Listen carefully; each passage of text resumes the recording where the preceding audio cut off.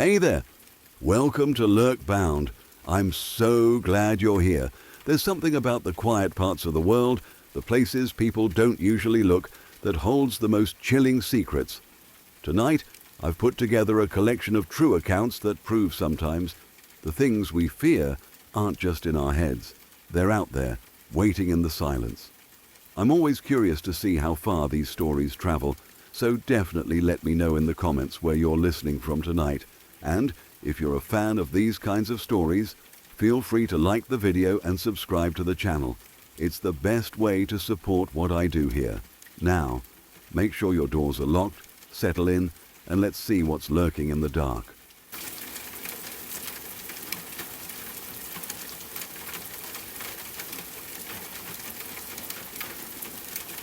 The summer before I started 8th grade felt like any other summer at first.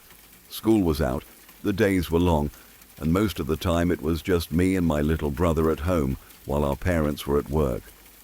He was 4 years younger than me, still very much a kid, and I was at that age where I thought I was way more capable than I actually was. That day, we were in the back of the house, doing exactly what we always did when we were home alone. We were playing video games, sitting on the floor, controllers in our hands, completely absorbed in whatever was happening on the screen. The house was quiet in that normal, comfortable way. Nothing felt strange. Nothing felt wrong. At some point, my brother paused the game and looked up at me. "I think I hear someone knocking on the door," he said. I remember feeling slightly annoyed, more than concerned. It wasn't unusual for people to come by during the day where we lived. Tool trucks, salespeople, delivery drivers, random workers going door to door. It happened often enough that we didn't think much of it. My brother got up and went toward the front of the house to check. I stayed where I was, still holding the controller, barely paying attention. A few seconds later, he came back, and I could tell by his face that something was different. "There's someone knocking on the door," he said again, "and I don't know them." Even then, I wasn't alarmed.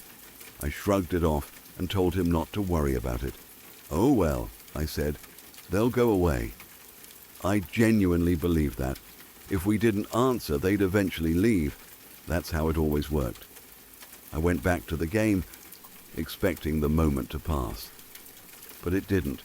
The knocking didn't stop. Instead, it got louder, more aggressive, the kind of knocking that didn't sound polite or patient anymore. That was when I started to feel uneasy. Something about it didn't sit right with me, but I still wasn't prepared for what happened next. Without warning, the sound changed completely. There was a violent crash from the front of the house, a loud, splintering noise that echoed through the walls. For a split second, my brain couldn't process what I had just heard. It didn't sound like knocking anymore. It sounded like something breaking. Then it hit me. They weren't knocking anymore. They were kicking in the door. Before I could even react, the front door gave way. The sound of it breaking open was terrifying, like the house itself was being ripped apart. My heart instantly started racing. Every sense in my body went into panic mode. My brother screamed. He ran down the hallway and disappeared into his bedroom, slamming the door behind him. I didn't even have time to tell him what to do. He acted on pure fear, and honestly, he did the smartest thing he could have done.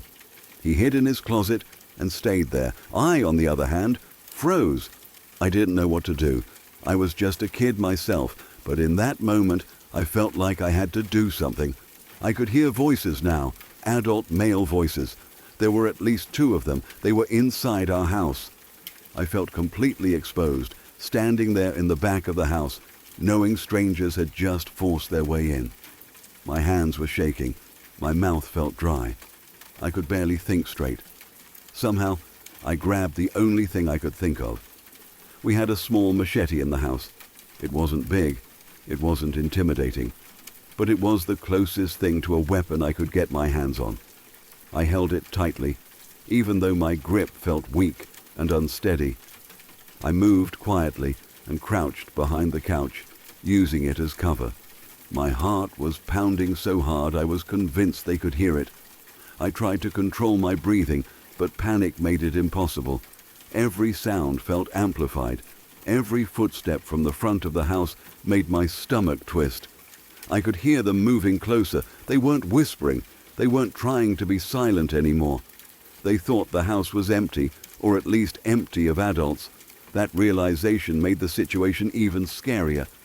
If they had expected resistance, maybe they would have hesitated. But they didn't. As they came closer to the living room, I realized something terrifying. There were two of them, two full-grown men. I was a kid with a tiny machete and no real idea of how to defend myself, but in that moment, fear turned into adrenaline. I wasn't thinking about strategy or consequences. I was thinking about my little brother hiding alone in his room. When they got close enough, I didn't wait anymore. I jumped out from behind the couch, swinging the machete wildly and screaming as loud as I could. I don't even remember what I screamed. It was pure panic, pure instinct. My body moved before my mind could catch up. Everything happened so fast. They froze. I could see the shock on their faces. They clearly hadn't expected anyone to be home, especially not someone willing to fight back. For a split second, all of us just stood there, staring at each other. Well, that moment probably saved us. They could have easily overpowered me. There were two of them, and I was much smaller, much weaker, but they hesitated. I don't think they wanted to hurt anyone. I think they were there for one reason only, to steal things and get money, most likely for drugs. They backed off. They yelled something I don't even remember, turned around, and ran. Within seconds, they were gone, leaving behind a broken door, a destroyed sense of safety, and two terrified kids. I collapsed onto the floor after they left. My body felt weak, like all the strength had drained out of me at once. I remember shaking uncontrollably, the adrenaline finally wearing off. It took me a long time to realize I was safe. I went to my brother's room and found him curled up in his closet, crying. I held him and told him it was over, even though I didn't fully believe it myself yet. The police came later. Our parents came home early. The door was repaired. Life technically went back to normal, but something inside me changed permanently that day. I'm 22 now, and I still don't feel completely safe in my own home. Loud knocks make my heart race. Unexpected noises put me on edge. I double-check locks. I notice exits. I'm always aware of who's around me. That moment taught me something I wish I had never learned so young. Your home can be violated in seconds. Safety can disappear instantly. And fear like that doesn't just fade with time. That day didn't just scare me. It stayed with me.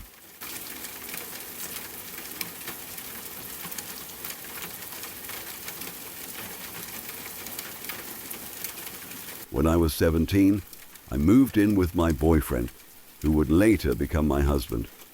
At that age, I thought I was ready for anything. I felt grown up and excited to be living with him, sharing a space, and learning what it meant to live with someone you care about. His family lived there too, his mother, his younger brother, and his younger sister. They welcomed me into their home, and I was glad to be part of their household, though I quickly realized it wasn't like any place I had lived before. Their routines, beliefs, and the rhythm of their house were very different from what I was used to, and while it was intriguing, it also carried an underlying sense of unease that I didn't fully understand at the time. His family was Colombian, and they held on tightly to their cultural and spiritual practices. His mother, in particular, practiced Santeria. At first, I didn't know much about it, just the basics from stories I had heard and from observing bits and pieces. I knew that it involved spirits, rituals, and offerings, and that it was serious for those who practiced it. She had a shrine in the closet of her bedroom upstairs, hidden from plain sight but clearly present and important. The idea of a shrine in a closet didn't bother me at first. I was curious, maybe even fascinated, but there was a part of me that instinctively knew I needed to respect it and not interfere. Her boyfriend also practiced, sometimes in ways that were more intense and unsettling.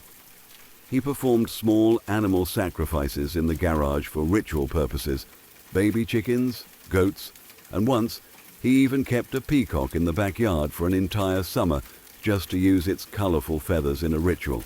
There was a distinct smell from the garage at those times, earthy and metallic, and I tried to focus on anything else rather than thinking about it too much. I told myself it was their tradition, their beliefs, and it wasn't my place to question it. But as someone who was sharing the house with them, I couldn't help but notice that it added an extra layer of tension to the space I lived in. Most nights, I was left alone. My boyfriend worked until 10 at night and didn't usually get home until around 10:30 or 11. His mother and younger siblings often didn't return until after dark due to work and school, leaving the downstairs bedroom where my boyfriend and I stayed empty, except for me and my cat. The house, while not huge, felt massive at night when I was alone. Every creak, every subtle movement seemed amplified. The silence itself became something heavy, almost pressing against me. At first, everything seemed normal. I settled into my routines, tried to ignore the occasional strange noise, and told myself it was just the house settling or my imagination. But then the footsteps began.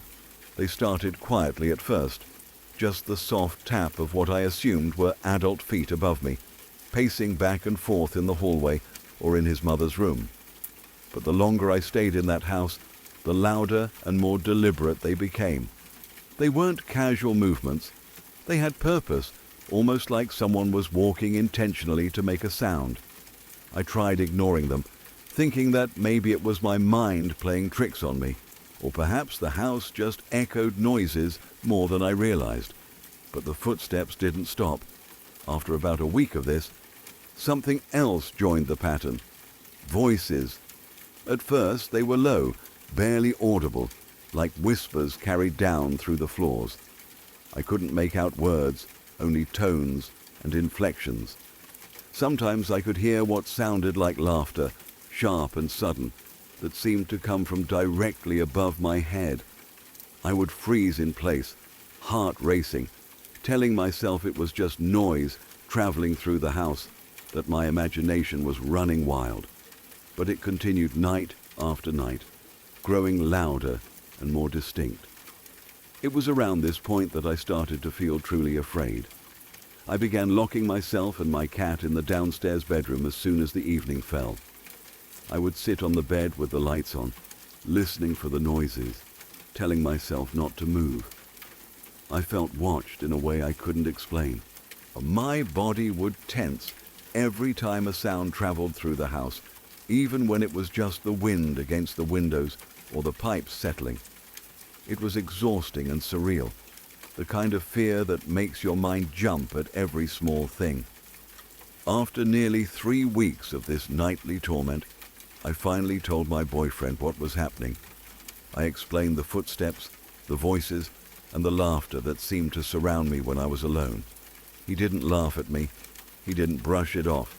He believed me. He explained that what I was hearing were the spirits his mother communicated with during her Santeria rituals. I remember staring at him, trying to understand how that could make sense.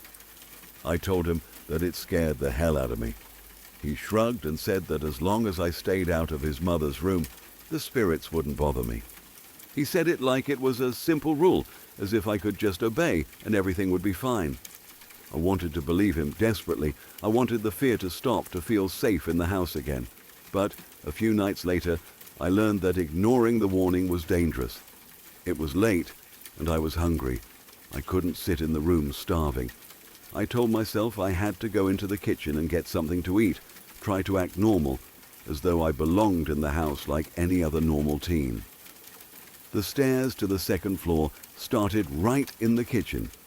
As I stepped into the kitchen, I heard the patter of small feet behind me. Not the heavy, deliberate footsteps from before. These were light, fast, and almost playful.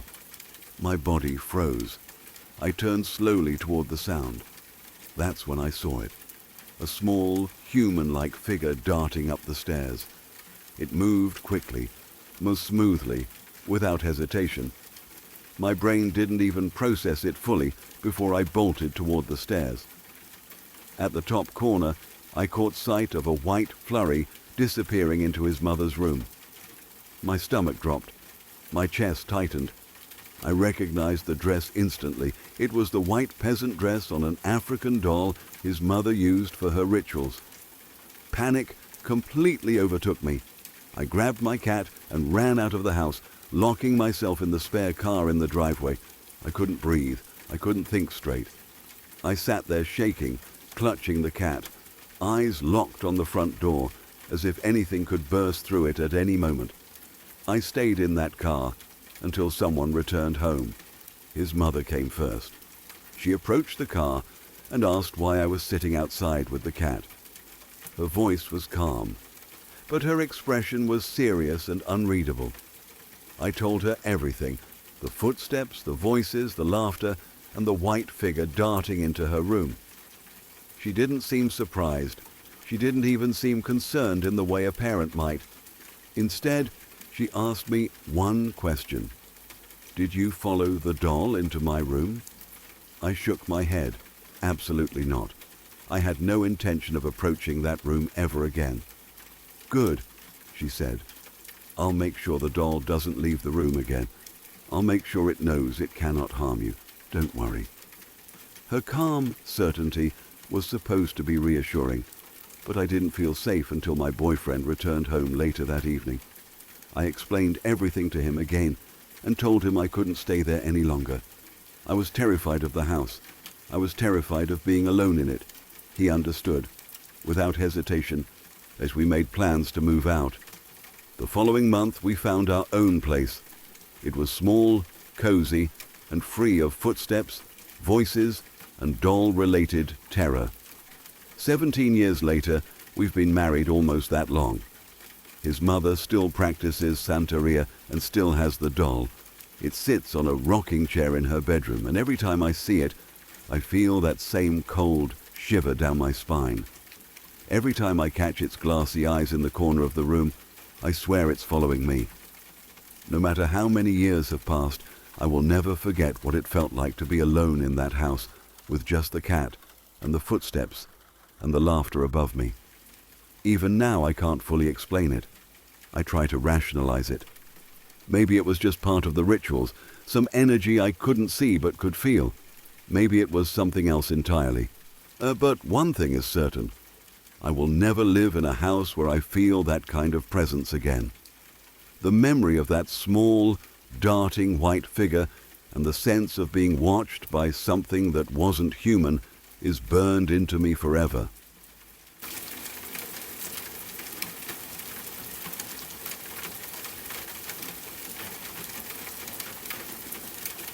I was around 13 or 14 years old when this happened, and even now, years later, I can still remember every detail clearly.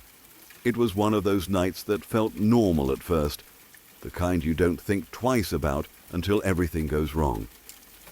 My parents were out at a large dinner with friends and co-workers, something they had planned well in advance.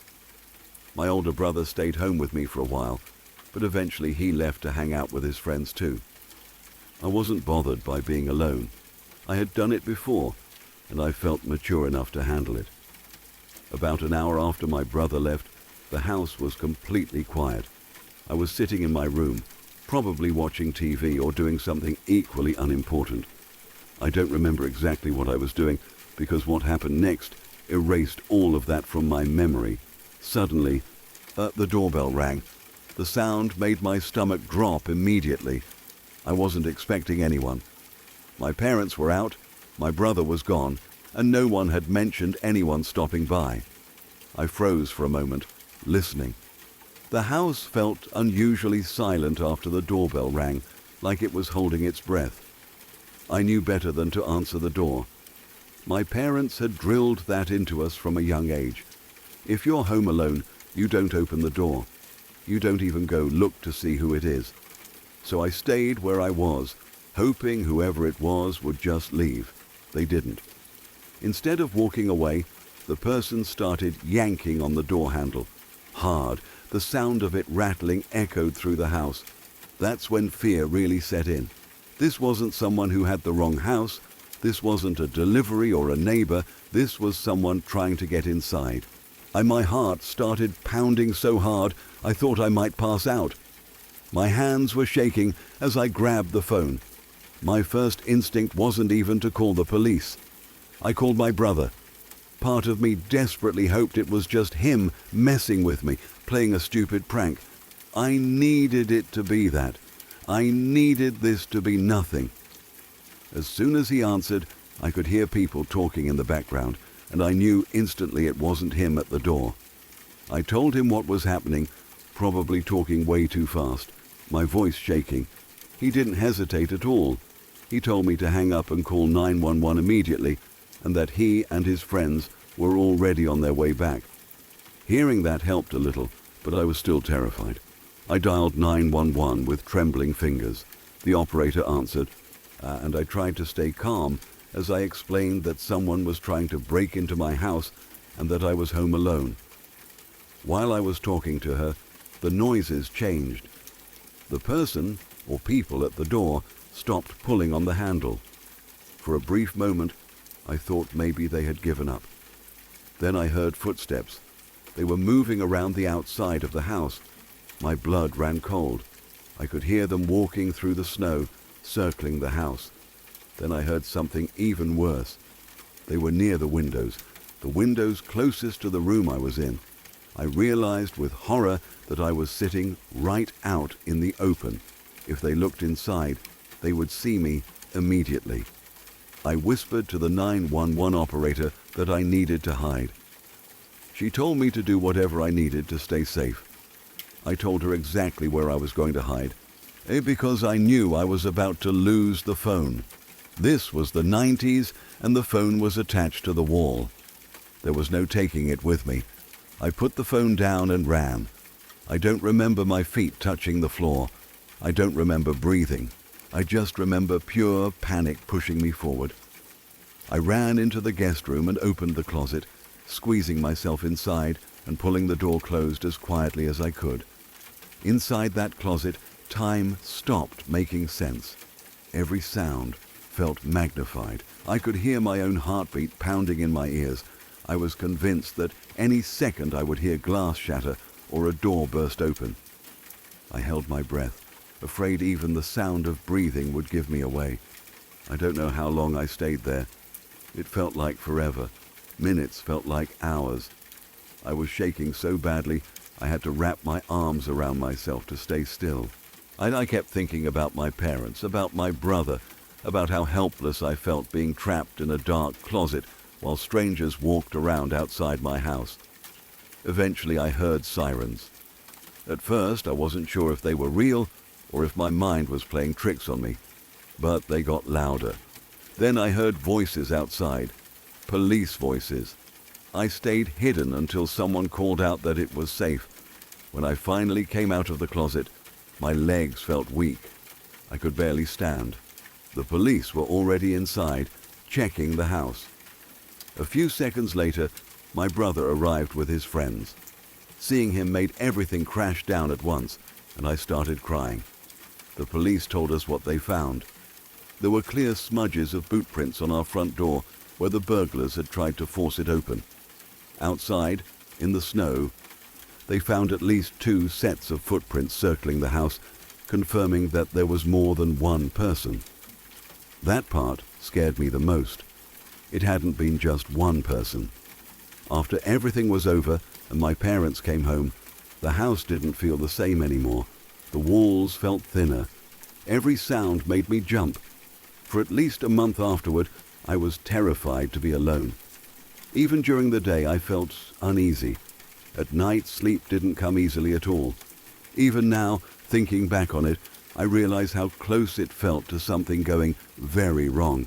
That night taught me how quickly safety can disappear and how helpless you can feel when you're young and alone and someone decides to take advantage of that. It's not something you ever really forget.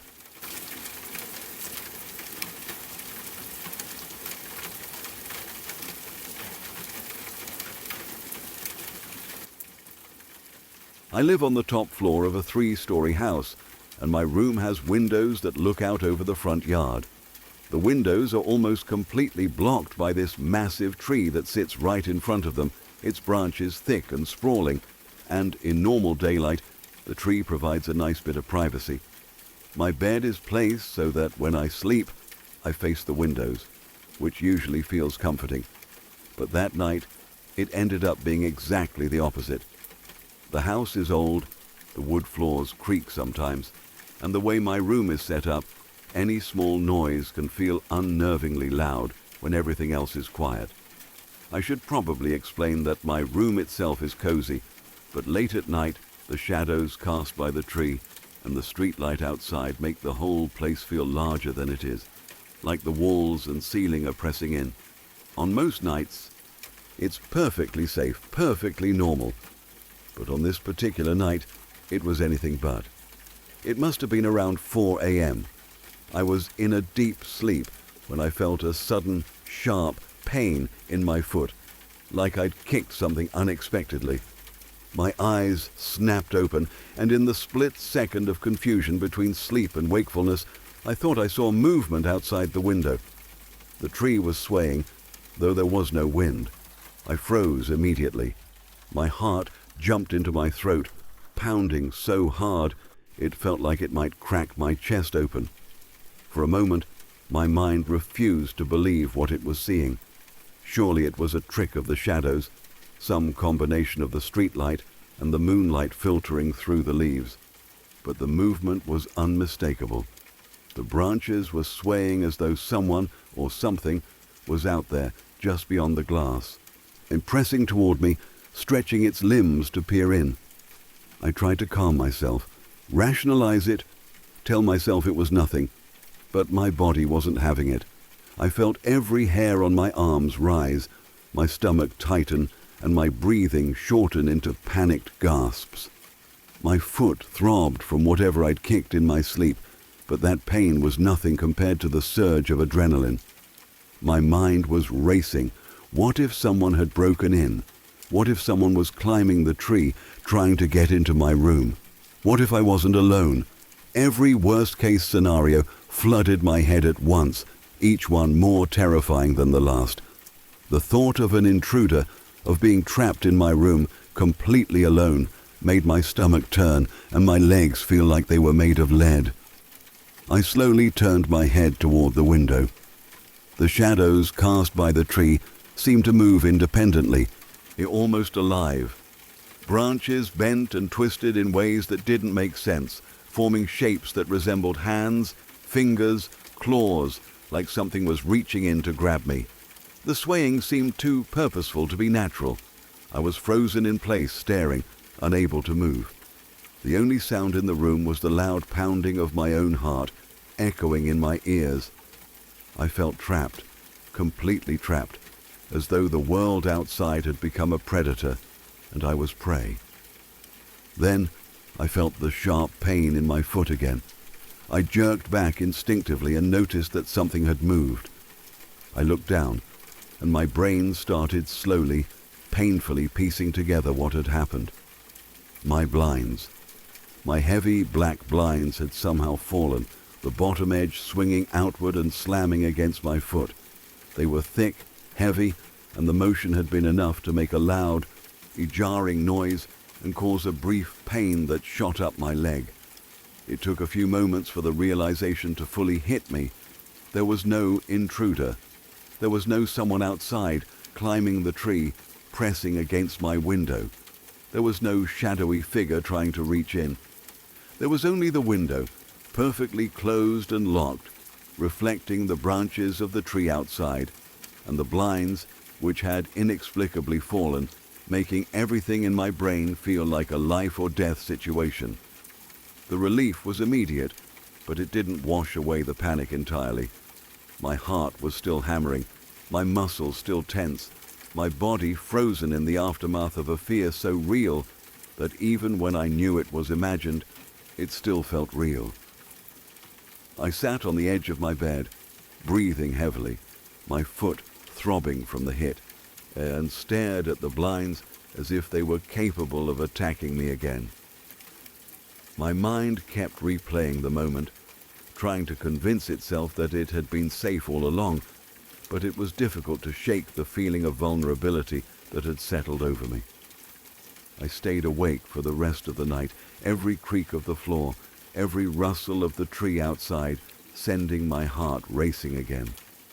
Even when I tried to rationalize, to tell myself it was just the blinds, I couldn't escape the visceral memory of what it had felt like to see the branches moving and imagine some terrifying force out there. The event stuck with me for weeks, making me hyper-aware of every sound, every shadow, every small detail in my room at night. It's funny now, looking back. It's laughable that a pair of blinds could make me feel like I was facing some unknown intruder, as that my own mind could turn a simple household accident into an extreme life or death scenario. But at the time, the terror was real. It was consuming. I could feel my body betray me, my mind twist reality, and for a few moments it felt like the world had collapsed around me. The fear, the tension, the complete and total belief that I was not alone, it was absolute. The experience taught me something about fear, about perception, and about how easily the mind can be tricked. It made me realize that sometimes the scariest things are not what is outside, but what your mind convinces you is outside.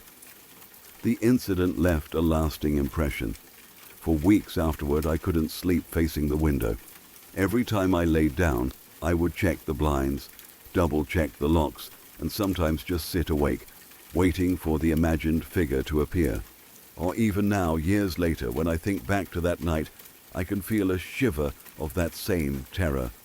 I tell this story often as a cautionary tale to friends who underestimate the power of the mind, the way ordinary things, a pair of blinds, a clean window, shadows, can combine into a terrifying hallucination when your brain is primed for fear. It's a reminder that terror is not always rooted in reality.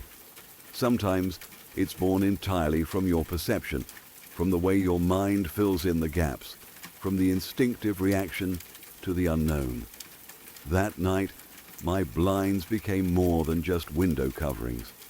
They became a weapon of psychological horror, a trigger for every primal fear I didn't even know I still carried from childhood. Even today, I check my blinds before I go to sleep, not because I expect them to move on their own, but because my mind remembers how real it felt that night. It's a strange, lingering memory, one that taught me how fragile our sense of safety can be, how easily fear can be manufactured from nothing, and how intense the body's response to perceived danger can be. That night, my heart learned the limits of terror, and I learned the limits of my own imagination.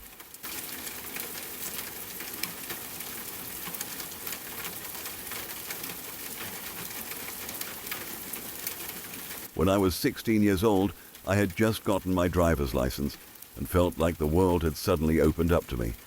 I was proud, confident, and honestly a little too sure of myself, the way many teenagers are at that age. My dad owned a hunting cabin that had always been a big part of our family life, but until that point, I had only ever gone there with him. That trip was different. For the first time, I was allowed to go on my own. At the time, it felt like a rite of passage, something that proved I was grown enough to handle myself. The cabin itself was extremely remote. It wasn't the kind of place you could just stumble across. It sat 13 miles away from the nearest paved road and about 40 miles from the closest town. Once you left civilization behind, the drive turned into a long stretch of dirt roads, surrounded by trees, hills, and open land. There was no cell phone signal for most of the way, and once you arrived, you were truly alone. No neighbors, no nearby houses, no quick help if something went wrong. That isolation was part of what made the cabin special, but it was also what made the experience that followed so unsettling. I remember the drive clearly. I was excited and nervous at the same time, gripping the steering wheel a little tighter than usual. I kept thinking about how my dad trusted me enough to let me do this. and I didn't want to mess it up. When I finally pulled up to the cabin, though, that excitement disappeared almost instantly. Something was wrong. The door to the cabin was open, which immediately didn't make sense. We were always careful to lock it up tightly, and the place was designed to be bear-proof. On top of that, I noticed smoke rising slowly from the chimney. For a moment, I just sat there in my truck, staring at the cabin, trying to make sense of what I was seeing. My heart started beating faster, but instead of leaving or turning around, my teenage brain jumped straight to action. I convinced myself that there had to be a simple explanation. Maybe my dad had come up earlier and forgot to tell me. Maybe a hunter had been given permission to stay there. I didn't really know, but instead of thinking carefully, I did what I now realize was a very foolish thing. I grabbed my rifle from the truck. At the time, it felt like the logical choice. I told myself I needed to protect myself and figure out what was going on. With the rifle in my hands, I walked toward the cabin, trying to stay alert and quiet. Now, every step felt heavier than the last, and I remember being painfully aware of how loud my boots sounded against the ground. I went inside the cabin and slowly checked each room. The air smelled faintly of smoke and wood, and everything looked mostly normal, which somehow made it even more unsettling. There was no obvious sign of who had been there or why. I checked the corners, looked behind doors, and made sure no one was hiding inside. Once I was convinced the cabin itself was empty, I started thinking about how someone could have gotten in. The place was boarded up carefully, with reinforced windows and doors meant to keep both animals and unwanted people out. I stepped back outside to check the perimeter, walking slowly around the cabin and scanning the area. The forest around me was quiet, almost too quiet, and the sense of isolation felt stronger than ever. That was when I saw him. About 100 yards away, standing near the edge of the trees, was a man. He wasn't moving. He was just standing there, facing me, staring. I froze in place, my body tense, and my mind racing. The distance between us wasn't close, but it was close enough that I could clearly see his shape and know he was watching me. For several minutes, I tried to get him to explain himself. I shouted out, asking who he was and what he was doing there. My voice sounded strange to my own ears, shaky but loud in the open air. He didn't answer, he didn't wave or gesture, he just stood there, silent, watching me. The longer it went on, the more uncomfortable and uneasy I felt. It wasn't just that he was there, it was the way he was there, completely still, completely silent. Like he didn't feel any need to explain himself at all. After what felt like forever, but was probably only a few minutes, the man finally turned away. Without saying a word, he walked down into a ravine nearby and disappeared from sight. I stood there for a long time after that, trying to decide what to do next. Every instinct should have told me to leave immediately, but again, my stubbornness got the better of me. I told myself that he was probably just passing through, maybe a drifter or someone camping nearby. I convinced myself that since he had left, there was no real danger, so I stayed. I spent the rest of the day at the cabin, trying to relax, but I never fully could. Every sound made me tense. Every movement in the trees caught my attention. Still, night came, and I decided to stay overnight as planned. I locked everything back up as best I could and tried to settle in. Sleep didn't come easily. I kept replaying the image of that man standing there, watching me, saying nothing. When morning finally came, I felt relieved just to see daylight again.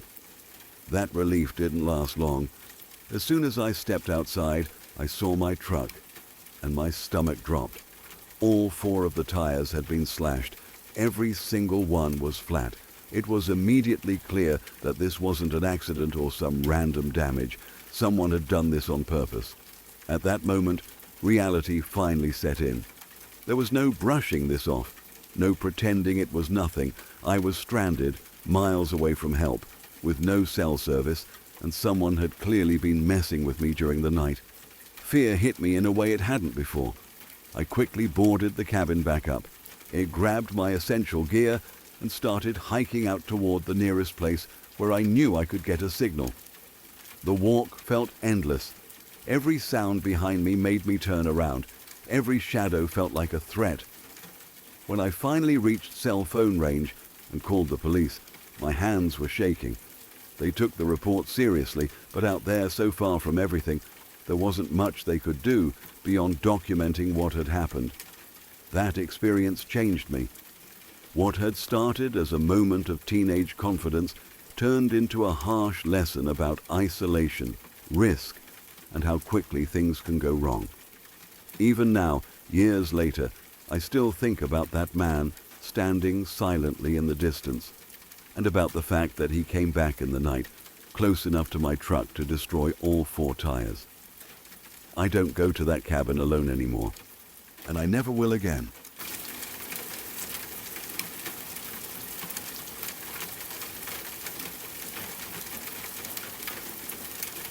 I am sorry for the interruption. I hate breaking the flow, but I am curious. Do you believe there is some truth to every story like this? Let me know in the comments. And if you want to hear more, please subscribe. Okay, let's get back to it.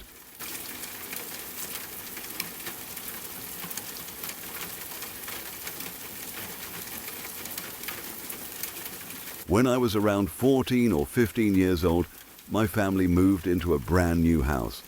It wasn't old, it wasn't abandoned, and it definitely didn't have a dark history that we knew of. In fact, we were the very first people to live there. Everything smelled new. The walls were clean, the floors were untouched, and nothing about the place should have felt strange. But almost right away, something felt off. It wasn't just me who noticed it. My siblings felt it too. Even my parents, though they never really talked about it openly, seemed uncomfortable in certain parts of the house. There was a kind of quiet heaviness to it, like the air itself was different once you stepped inside. It's hard to explain unless you felt it yourself, but it was the kind of feeling that made you uneasy for no clear reason. You wouldn't be scared exactly, but just uncomfortable, like you were being watched, or like you didn't fully belong there. The worst room in the house was my parents' bedroom. None of us liked being in that room alone. During the day it was tolerable, but at night it felt completely different. The room always seemed darker than it should have been, even with the lights on. Sounds echoed strangely in there, and the silence felt louder than silence should ever feel. If one of us had to grab something from that room and no one else was home, we'd rush in, grab it, and leave as fast as possible. No one ever said it out loud at first, but over time we admitted it to each other. We all hated that room. One day I was home alone. That wasn't unusual. My parents worked long hours, and my siblings were either at school activities or out with friends. I didn't mind being alone.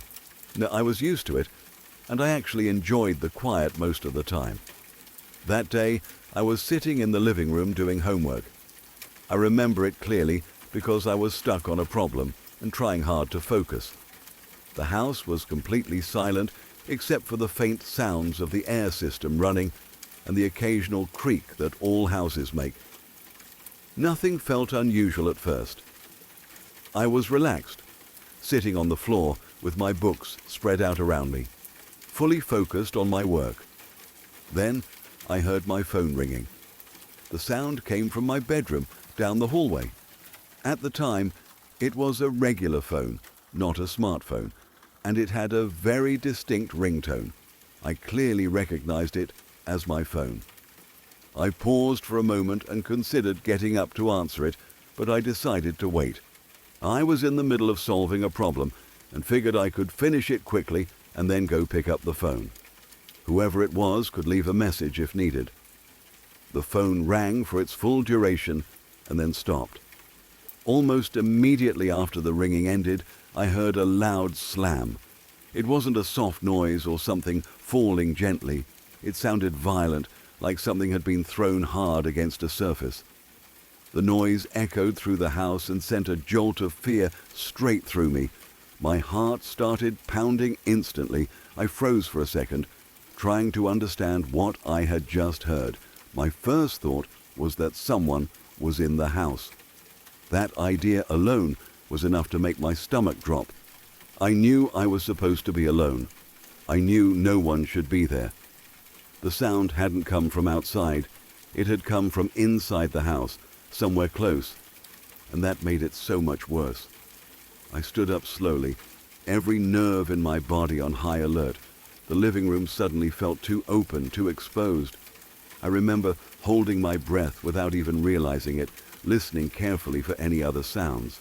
There was nothing, no footsteps, no voices, just silence. I forced myself to walk toward my bedroom. Every step down the hallway felt heavy. I tried to stay calm, telling myself that there had to be a normal explanation. Maybe my phone fell off my desk. Maybe something else fell over. But even as I told myself that, a part of me knew the sound hadn't been right. It was too loud, too forceful. When I reached my bedroom door, I hesitated. I don't know how long I stood there, but it felt like a long time. My hand hovered near the doorframe as I listened again. Still nothing. Finally, I pushed myself to step inside. The first thing I noticed was my phone. It wasn't anywhere near where I had left it. Earlier that day, my phone had been on my desk. I always kept it there. But now it was on the opposite side of the room, across from the desk, propped up against the leg of my television stand. It wasn't lying flat on the floor. It was standing upright, leaning neatly against the TV leg, as if someone had placed it there on purpose. I stared at it, completely frozen. My brain struggled to make sense of what I was seeing. There was no logical way the phone could have moved like that on its own. Even if it had somehow fallen, it couldn't have landed in that position. And there was no reason for it to be on the other side of the room. That was when the fear really set in. A cold chill ran down my spine, and my chest felt tight. The room suddenly felt smaller, like the walls were closing in. I became painfully aware of how alone I was in that house. Every shadow in the room seemed darker. Every corner felt like it was hiding something. I quickly grabbed my phone and rushed out of the room. I didn't stop until I was back in the living room, and even then I didn't feel safe. I sat there, phone in hand, trying to calm myself down. I wanted to call someone, but I didn't even know what I would say. How do you explain something like that without sounding crazy? I kept going over the moment in my head, trying to find an explanation. Maybe I had forgotten moving the phone earlier. Maybe I knocked something over without realizing it. But deep down, I knew that wasn't true. The memory of the slam was too clear. The placement of the phone was too deliberate. This wasn't the only strange thing that ever happened in that house. There were other moments, other incidents that made us uneasy. Small things at first, sounds with no clear source, the feeling of being watched when no one was around. Doors that seemed to move on their own, lights behaving oddly. None of it was dramatic enough to prove anything, but it all added up over time. That day, though, was the one that stayed with me. Even now, years later, I can still picture the phone leaning against the TV leg. I can still feel that moment of fear, that sudden realization that something wasn't right. I don't know what caused it. I don't know if it was something paranormal or just an extremely strange coincidence. All I know is that it sent chills down my spine in a way that very few things ever have. We eventually moved out of that house, and nothing like that has happened to me since. I still try to explain it logically when I think back on it. I tell myself there must have been some rational cause, something I just didn't notice at the time. But no matter how much I try to explain it away, that moment remains unsettling. A brand new house, no history, no obvious reason.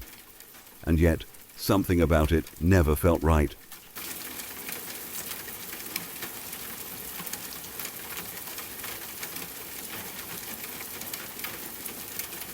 When I was 14 years old, I was still very young and very skinny, The kind of teenager who didn't really look intimidating or grown yet. I was spending the evening at a friend's house, just hanging out like teenagers do, not thinking about much beyond the moment. Time passed quickly, and before I realized it, it was already around 11 at night. I knew my parents wouldn't like me being out much later than that, so I said goodbye and started walking home. The walk itself was familiar. I had taken that same route countless times before, and nothing about the night felt especially strange at first. When I reached my house, I noticed that both cars were in the driveway. That immediately made me feel calm, because it meant my parents were home. Most of the lights inside the house were off, but that didn't alarm me. I assumed my mom and dad had just gone to bed early. It wasn't unusual, especially on a quiet night. I unlocked the door and stepped inside. The house felt quiet in that way houses do late at night, when everything seems still and heavy. I closed the door behind me and stood there for a moment, letting my eyes adjust to the darkness. I remember thinking how normal everything felt. Nothing looked disturbed. Nothing looked broken or out of place. Still, as I started walking toward my bedroom, something strange happened. As I passed by the family room, I suddenly felt this intense sensation that someone was there. It wasn't something I saw or heard. It was more like a deep, instinctive feeling, like my body knew something my brain hadn't figured out yet. The air in that room felt different, heavier somehow. My heart started beating faster, and I slowed down without even realizing it. I stopped walking completely and stood there, staring into the darkness of the family room. The TV was off, the room was dim, and I couldn't see anything clearly. Still, the feeling didn't go away. In fact, it got stronger. I felt watched. I felt like I wasn't alone, even though logic told me I was just being paranoid. Trying to calm myself, I called out softly at first, "Mom!" There was no answer. The silence that followed felt louder than any noise. I swallowed and called out again, louder this time, "Mom, are you in here?" My voice echoed slightly, but again there was no response. For a few seconds I stood there frozen. My mind started racing with possibilities, but none of them made sense. If my mom was awake, she would answer. If she was asleep, she might not hear me. Everything had a reasonable explanation, and yet that overwhelming feeling refused to leave. Then, almost suddenly, another instinct kicked in. A stronger one. It told me to ignore everything, not to investigate, not to turn on the lights, and not to walk into that room. It was like an internal warning alarm, urging me to just go to bed and pretend nothing was wrong. I didn't fully understand why I felt that way, but I listened. Without turning on a single light, I quietly walked past the family room and went straight to my bedroom. I closed the door behind me and locked it, something I didn't always do back then. I got into bed with my heart still pounding, replaying that strange moment over and over in my head. Eventually, exhaustion took over, and I fell asleep. The next morning started like any other. So sunlight came through the windows, and the house felt normal again.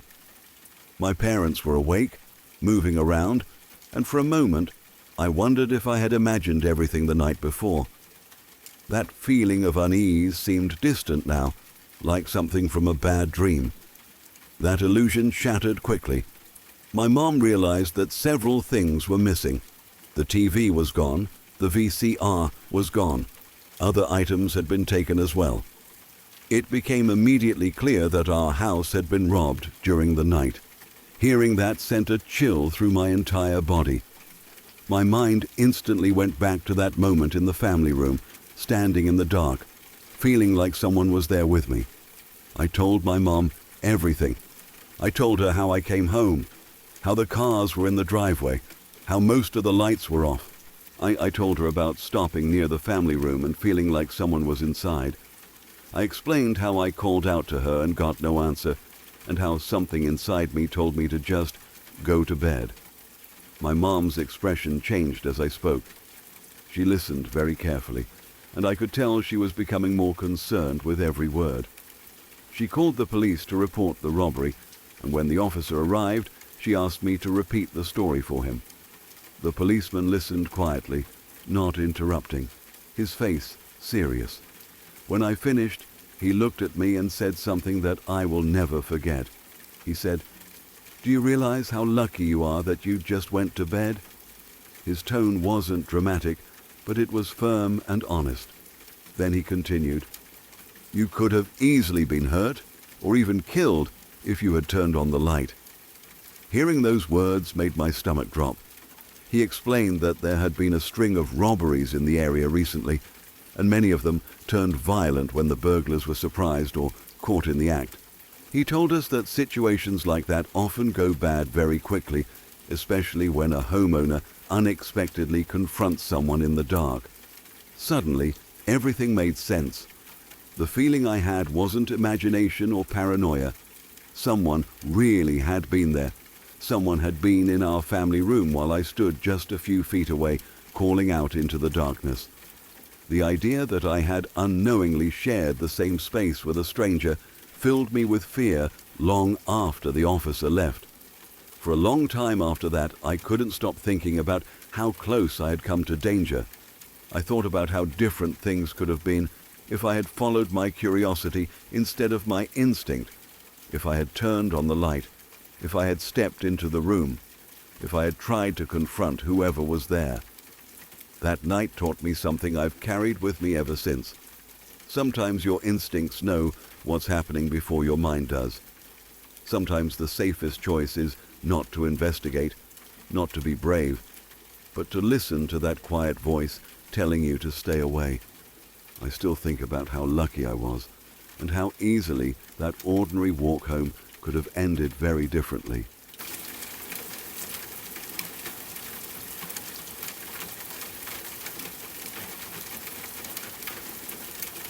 I was house-sitting and dog-sitting for my uncle at the time, out in the middle of nowhere. When I say the boonies, I really mean it. There were no close neighbors, no streetlights lining the road, no comforting sounds of traffic in the distance, just trees, darkness, and long stretches of quiet that felt heavier at night. My uncle had only been renting the place for about 2 months, so it still felt unfamiliar even to him. To me, it didn't feel like a home at all. It felt like a place people passed through and then left behind. The dog I was watching didn't help matters. He was deaf and extremely overweight, at least 50 pounds heavier than he should have been. He spent most of his time lying in the same spot, barely lifting his head unless food was involved. If someone broke in, that dog wasn't going to bark, growl, or even move. Knowing that made the house feel even more exposed, like there was nothing standing between me and whatever might happen. The evening started out quietly enough. I was sitting in the living room, half watching TV, half scrolling on my phone, trying to distract myself from how isolated the house felt once the sun started going down. Around 8 o'clock, the doorbell rang. The sound cut through the quiet so sharply that it made me jump. I wasn't expecting anyone. My uncle hadn't mentioned neighbors dropping by, and no one I knew lived anywhere nearby. Still, it was early enough that I told myself it was probably harmless. Maybe someone lost. Maybe someone asking for directions. I walked to the door and opened it. Standing there was a person who immediately made my skin crawl. I couldn't even point to one specific thing that was wrong. They just felt off. Their posture was strange. Their eyes wouldn't quite settle, and the way they spoke felt scattered, like their thoughts weren't lining up properly. They started rambling almost immediately, asking if I knew where the Floyds lived. They didn't explain who the Floyds were or why they were looking for them. They just kept talking in circles, repeating the name, glancing past me like they were trying to look inside the house. I told them no, that I didn't know anyone by that name. I didn't offer directions, didn't ask follow-up questions. Something about the situation made me want the door closed as quickly as possible. I said sorry, shut the door, and locked it immediately. For a while after that, I tried to convince myself it was nothing. People get lost out there. GPS doesn't always work in rural areas. Maybe the person was just confused. I went back to the couch, but the easy calm from earlier never came back. Every little sound made me look up. The dog didn't move, didn't react, didn't even seem aware that someone had been there. About an hour and a half passed. By then, it was around 9:30 at night, and full darkness had settled in. Out in the country, night comes hard. There's no glow from nearby houses or streetlights. Once the sun is gone, it feels like the world shrinks down to whatever your porch light can touch. That's when the doorbell rang again. My heart dropped straight into my stomach. I froze where I was sitting, staring at the front door like it might open on its own. I hadn't been expecting anyone, and whoever had come earlier shouldn't have been back. The timing felt wrong. The darkness made it worse. Everything about it felt wrong. I didn't answer this time. I turned off the living room lights so the house went completely dark from the outside. Then, feeling ridiculous and terrified at the same time, I got down on the floor and Army crawled toward the front door. I didn't want anyone to see movement through the windows. I moved slowly, painfully aware of how loud even small sounds felt in that silence. I reached the door and carefully looked through the peephole. There was no one there. That didn't make me feel better. It made me feel worse. I checked the front window next, pulling the curtain back just enough to peek outside. The driveway was empty. No car, no person, nothing moving. The porch light illuminated nothing but still air. My chest felt tight. I started thinking maybe someone had rung the bell and hidden. Maybe trying to see if anyone was home. Or maybe I was letting my imagination run away with me. I told myself to check the back of the house, just to be sure. I moved through the house slowly, careful not to make noise, my ears straining for any sound at all. When I reached the back window and looked out toward the deck, my breath caught. I saw a shadow. It wasn't vague or imagined. It was clearly the shape of a person standing on the back deck. I couldn't see details, just the outline, but that was enough. My fear spiked instantly, sharp and overwhelming. Someone was there. Someone was on the property. Someone had walked around the house. I didn't hesitate after that.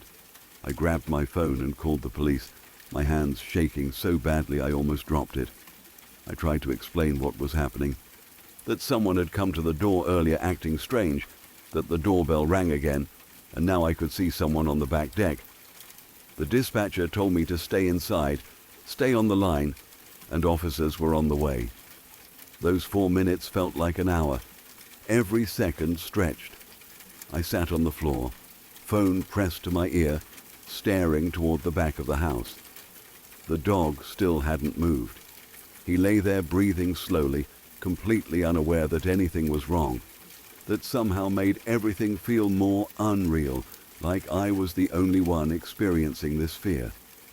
When the police arrived, I nearly cried from relief. Their flashlights cut through the darkness as they walked the property, checking the deck, the yard, the sides of the house. They did a full sweep, shining lights into the trees, looking behind structures, scanning the driveway. They didn't find anyone. Part of me was relieved, but another part of me felt deeply unsettled. Someone had been there. I knew what I saw. The absence of evidence didn't erase that feeling. It just made it harder to understand. While they were there, one of the officers pointed out something I had never even thought about. The lamppost by the driveway had an orange bulb in it. He told me that in some areas, an orange light can be used as a signal that a house is involved in drugs, either selling or buying. He said it wasn't always the case, but it was common enough that it raised concern. He strongly suggested changing the bulb as soon as possible. That information hit me hard. This wasn't just a random, creepy encounter anymore. Suddenly, it felt like the house itself might have been marked for something I had nothing to do with. My uncle had no idea about any of this. He had never experienced anything strange like this before, and neither had my dad, who had been to the house plenty of times. After the police left, I called my dad and told him everything. He didn't hesitate. He came out that night, brought a new bulb, and changed the light immediately. Then he stayed at the house with me. I don't think either of us slept much. Once the adrenaline wore off, the fear settled in deeper. I kept thinking about the person at the door earlier, the way they rambled, the way they looked past me instead of at me. I kept thinking about how easily they could have walked around the house, how close they had been without me realizing it. I thought about how helpless I would have been if they tried to get inside. Here with a deaf dog that couldn't warn me, and a house surrounded by darkness. Nothing like that ever happened again. My uncle never had another strange visit. No more doorbell rings, no more shadows. But that night stayed with me. Even now, thinking back on it, I can feel the same tightness in my chest, the same instinct to turn off lights and stay quiet. It taught me how vulnerable isolation can make you feel, how quickly normal turns into terrifying when you're alone and something doesn't make sense. And it taught me that sometimes, even when nothing comes of it, fear can be very real, very justified, and very hard to shake.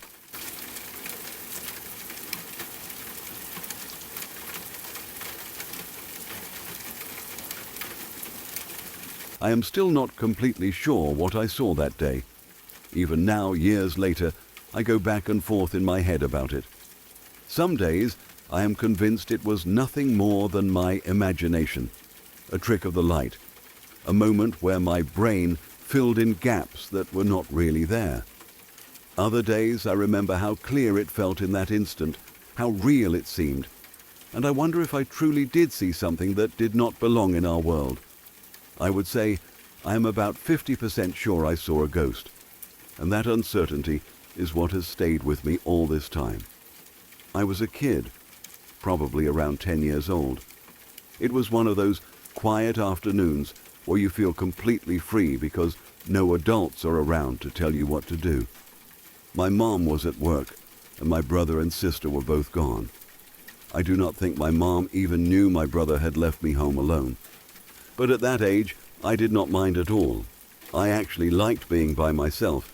It felt like a small taste of independence, like I was trusted, even if I technically was not supposed to be. I was sitting in the living room playing my Nintendo 64, completely absorbed in whatever game I had on at the time. The TV was on, the familiar sounds of the game filling the room, and I was relaxed in that way only kids can be when they are focused on something they love. The house was quiet, but not in an eerie way. It was just calm. I remember feeling comfortable, not nervous or scared at all.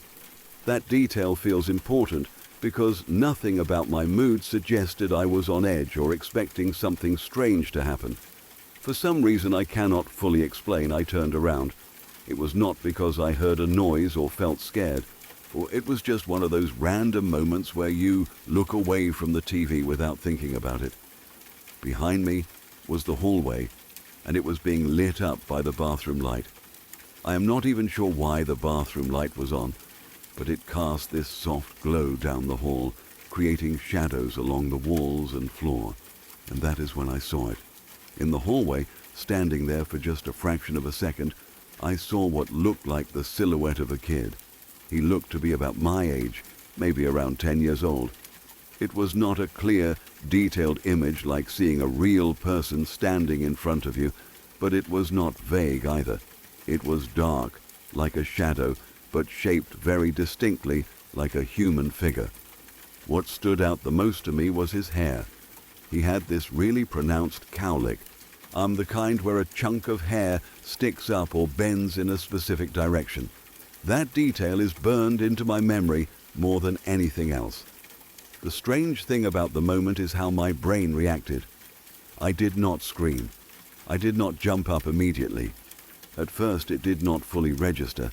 It was like my mind saw it, but did not process it right away. I turned back toward the TV almost instantly, and then, a split second later, my brain caught up with what my eyes had just seen. That was when the fear hit me. I turned back around as fast as I could, my heart starting to race, fully expecting to see the same figure standing there in the hallway. But there was nothing. The hallway was empty. The bathroom light was still on. The shadows were still there. But the silhouette was gone. Completely gone. It was as if it had never been there at all. I stood there staring for a moment, frozen, trying to make sense of what had just happened. My heart was beating faster now, not because I knew something supernatural had happened, but because I did not understand it. I kept telling myself it must have been a trick of the light, or my eyes adjusting, or my brain filling in a shape where there was none. But the image felt so specific. The shape, the height, the cowlick. It did not feel random. This was before cell phones, so I could not just text someone or call my mom easily. I did the only thing that felt safe to me at the time. I grabbed my stuff and went over to my neighbor's house and hung out there for a while. I did not tell them what happened. I just wanted to be around other people until my sister got home. Being alone in that house suddenly did not feel as comfortable as it had just minutes before. What makes the whole experience harder to explain is the fact that the house itself had always been strange. It was an older house, and growing up there, my brother, sister, and I experienced a lot of weird things. None of it was dramatic enough on its own to make us truly afraid, but it was consistent enough that it became part of our normal life. We would hear noises at night that did not make sense. Footsteps when no one was walking. Creaks and bangs that did not follow any pattern. Sometimes we would wake up and find dishes on the floor in the middle of the night, even though no one remembered leaving them there. Lights would turn on or off by themselves. Fans would suddenly start spinning or stop without anyone touching the switch.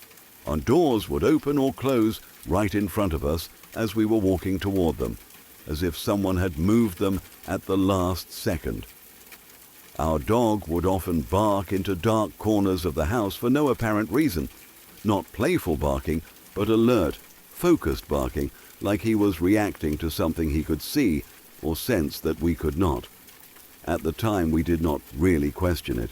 We were kids. We shrugged it off, joked about it, or just accepted it as part of living in that house. Up until the hallway incident, none of it ever felt like seeing an actual figure. It was always sounds, movement, objects out of place. That day was different because it felt personal. It felt like something had been there with me, sharing the space, even if only for a moment. As I got older, I started looking back on all of it with a more logical mindset.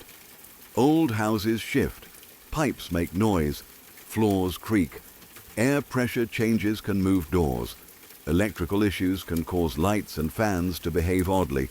Even dogs bark at things we cannot see or hear. When you grow up, you start wanting explanations that make sense, explanations that fit into the rules of reality as you understand them. That is why I still believe that most, if not all, of what we experienced in that house had logical explanations, including that moment in the hallway. It is very possible my mind played a trick on me. The lighting, the shadows, my peripheral vision, and my brain filling in a shape that was not really there. Our brains are incredibly good at creating patterns, especially ones that resemble human figures. What makes it harder to fully dismiss is how calm I felt before it happened. I was not scared. I was not tired. I was not expecting anything strange. It was just a normal afternoon, and then suddenly it was not. That contrast is what makes the memory feel so strong. Even stranger is the fact that as kids, we were really never that scared living in that house. You would think with all the weird stuff that happened, we would have been terrified. But we were not. At least not that I remember. It was more like mild confusion mixed with curiosity. The house felt old, alive in its own way, like it had moods. We accepted that and moved on. That hallway moment stands out because it was the only time I truly questioned whether something beyond logic might be involved. It was the only time I saw something that looked like a person who should not have been there. And then it was gone, leaving behind nothing but questions. To this day, and I do not tell the story as proof of anything supernatural. I do not claim I definitely saw a ghost. I tell it as something that happened, something I cannot fully explain, something that sits right on the edge between imagination and reality. Half of me believes it was nothing. The other half remembers the shape, the height, the cowlick, and wonders. Maybe it really was just an old house doing old house things, combined with a kid's brain misfiring for a second. Maybe it was a memory created after the fact, slowly changing over time. Or maybe, just maybe, there was something there that day, watching me play my N64, disappearing the moment I noticed it. I do not lose sleep over it. It does not haunt me in the dramatic way you might expect. But every now and then, when I think about that house, about the hallway, about the bathroom light casting shadows just right, I feel a small chill. Not fear exactly, just the awareness that there are moments in life that do not fit neatly into logic, and we have to live with not knowing. And maybe that is the scariest part of all.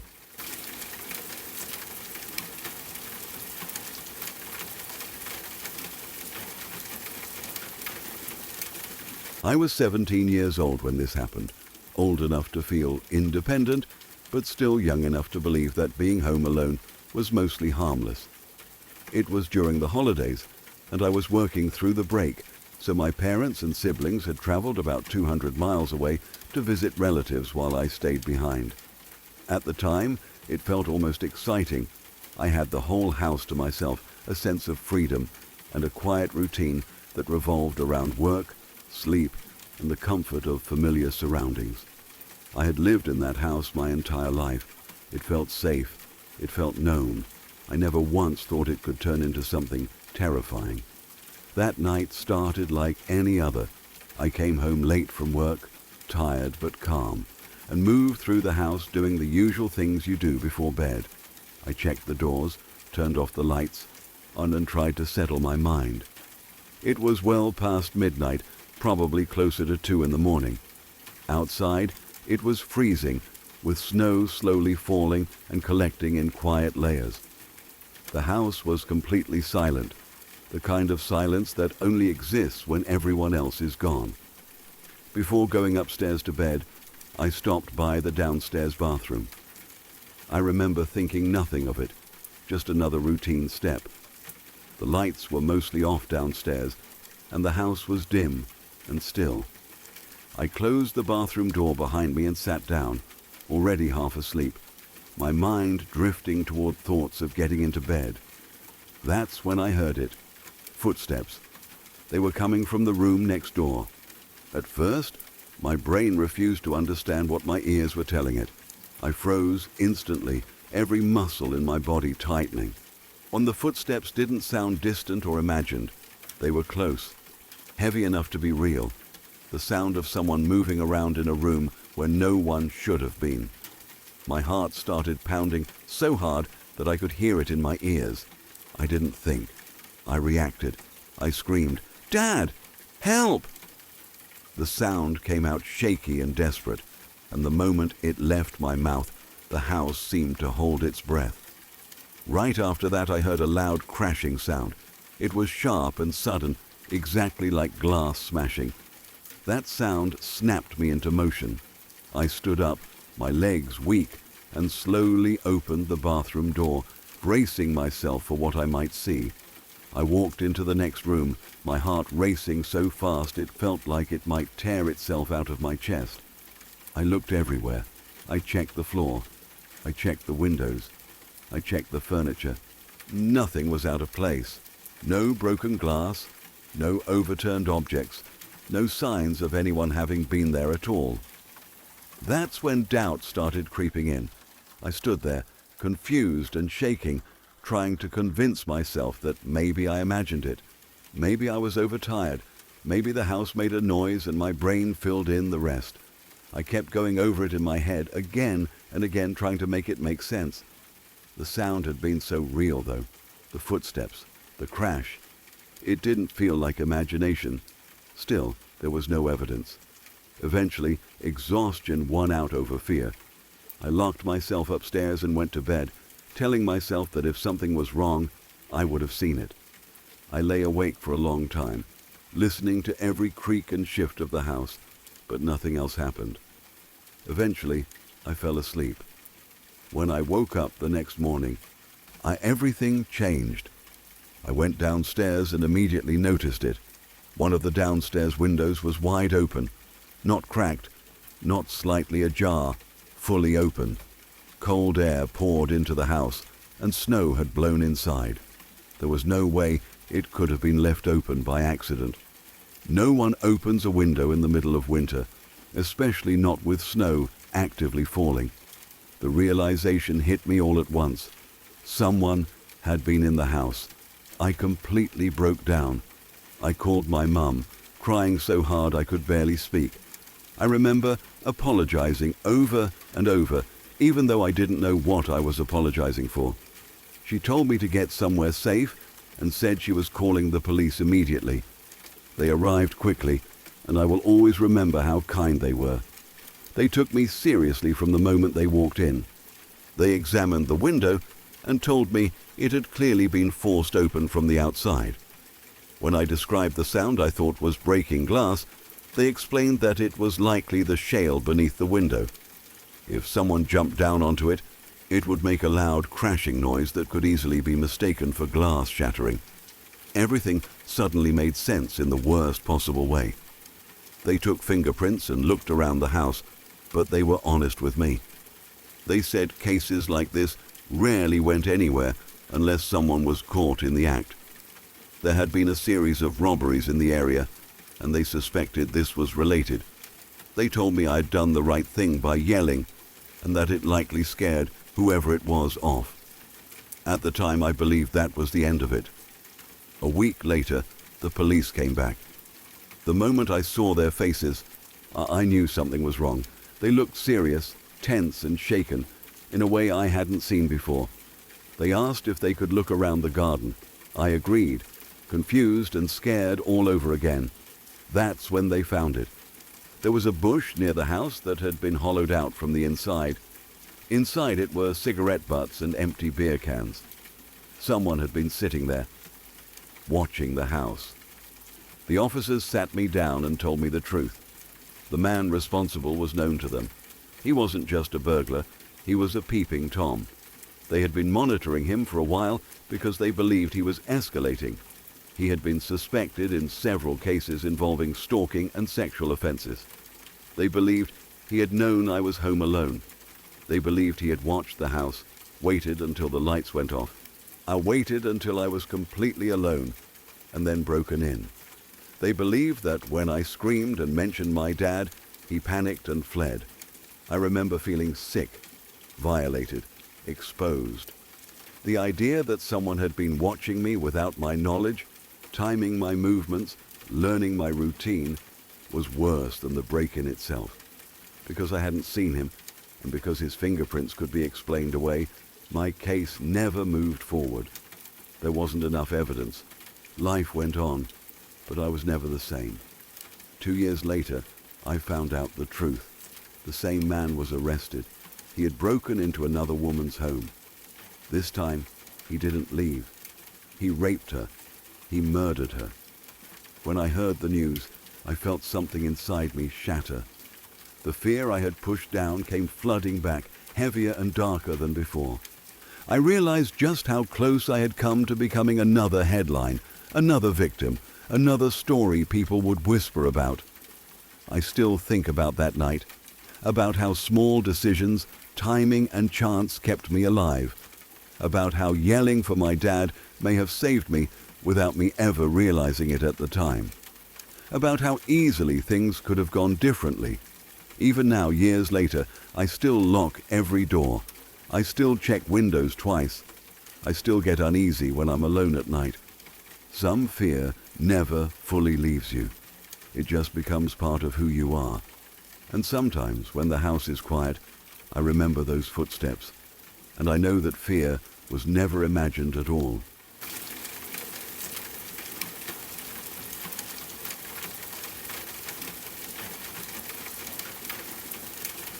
The story ends here. If this one stayed with you, please leave a comment. It really helps the channel grow. And don't forget to subscribe so you are here for the next one. Until then, stay safe.